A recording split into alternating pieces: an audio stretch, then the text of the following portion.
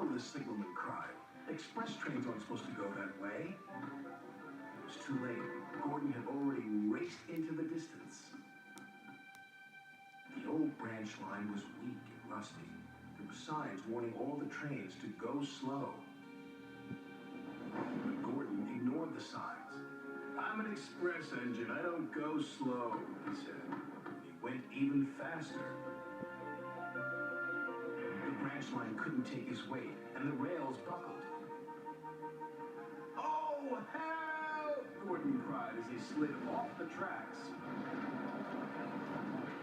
and into a field.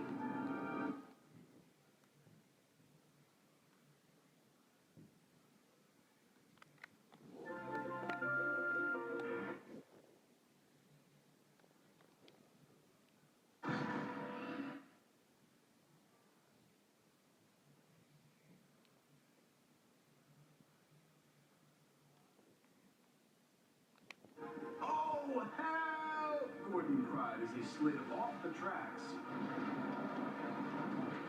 and into a field.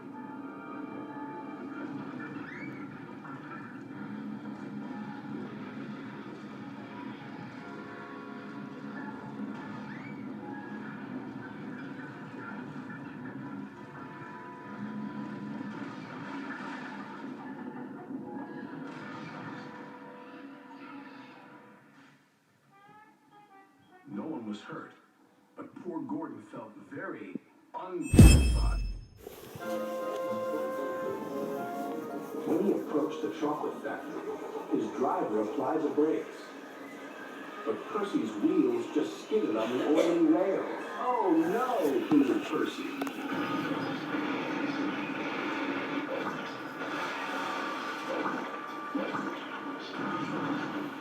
"Yuck!"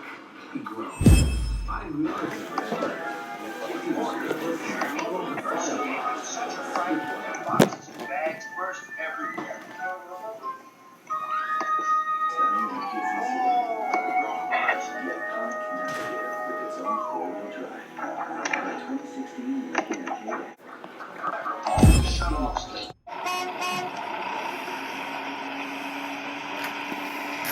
The lorry lurched across the rails.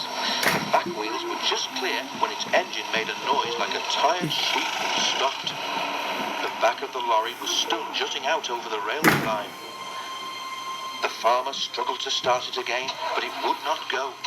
He had just got down to telephone for help when he heard a train approaching.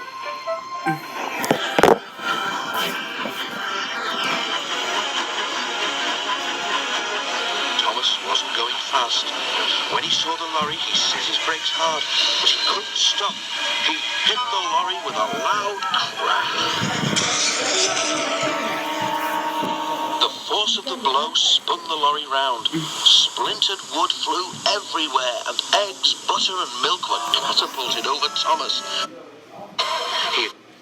Thomas wasn't going fast. When he saw the lorry, he set his brakes hard, but he couldn't stop. He hit the lorry with a loud crack. The pouring rain quickly turned it into a sort of sticky soup.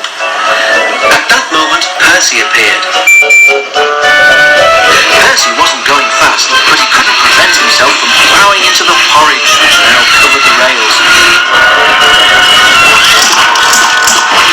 He exclaimed and stopped. Porridge dripped from Percy's wheels, rods and frames. Tired.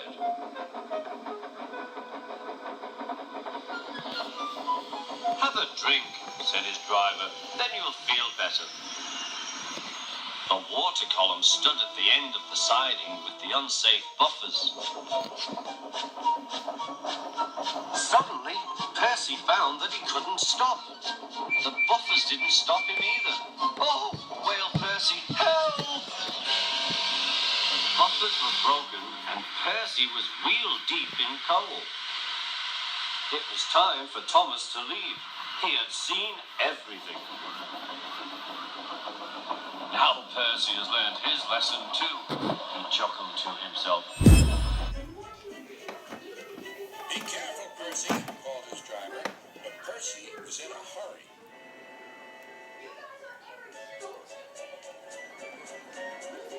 see that the switch had failed and that he had been diverted into a siding. "Look out, Percy!" shouted his driver, and applied the brakes, but it was too late.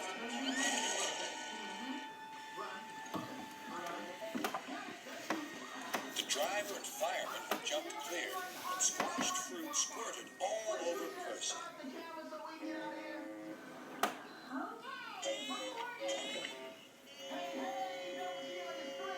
So Topham had arrived. "Percy, you're not to blame for the switch failure, but I do not run a jam factory."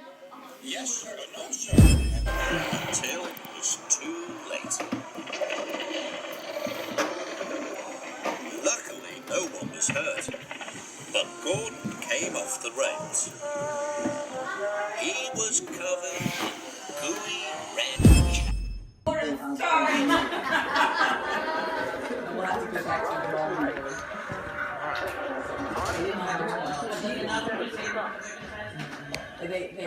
They were sold out at 12.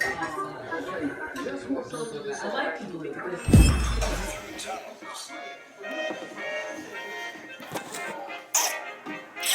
He came over the top of a big hill. "You can't catch us!" laughed the troublesome trucks. But there was trouble ahead. Duck had stopped at the crossing at the bottom of the hill.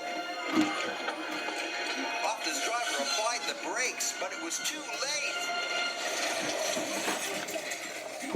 Squashed fruit